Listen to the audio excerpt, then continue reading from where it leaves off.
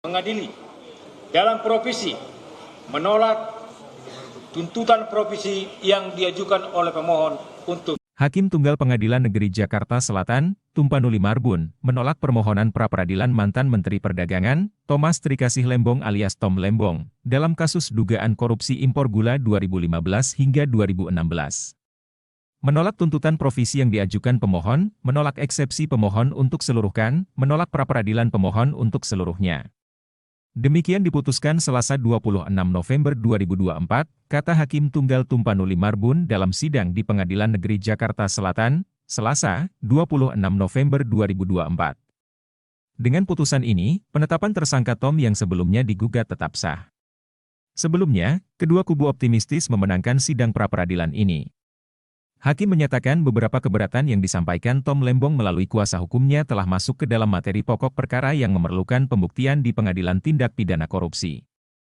Hakim lantas tidak mempertimbangkan bukti-bukti pemohon yang mempunyai relevansi dengan materi pokok perkara di sidang pra-peradilan ini. Hakim menilai proses penegakan hukum yang dilakukan Jampitsus Kejaksaan Agung telah sesuai dengan prosedur dan mekanisme hukum acara pidana. Jampitsus Kejaksaan Agung memulai pengusutan kasus dugaan korupsi impor gula dengan membuka penyelidikan berdasarkan surat tertanggal 31 Juli 2023, dilanjutkan dengan penyidikan lewat surat tertanggal 23 Oktober 2023. Sebanyak 29 saksi termasuk Tom Lembong dan 3 ahli telah dilakukan pemeriksaan dalam proses penyidikan. Selain itu, Jampitsus Kejaksaan Agung juga sudah mengeluarkan surat perintah penyitaan barang bukti dalam perkara akuo seperti bukti elektronik. Sebelum ditetapkan sebagai tersangka, pemohon telah diperiksa sebagai saksi sehingga telah memenuhi isi putusan Mahkamah Konstitusi Nomor 21 Tahun 2014, berkaitan dengan prosedur dan syarat penetapan tersangka, ucap Hakim.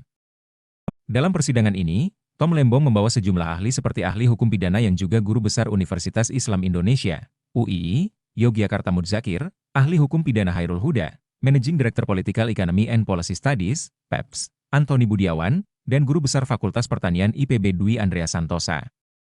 Sementara Kejaksaan Agung menghadirkan ahli hukum administrasi negara Ahmad Reddy, ahli hukum pidana Agus Surono, Hibnu Nugroho, Taufik Rahman dan ahli perhitungan kerugian negara Effendi Sihombing.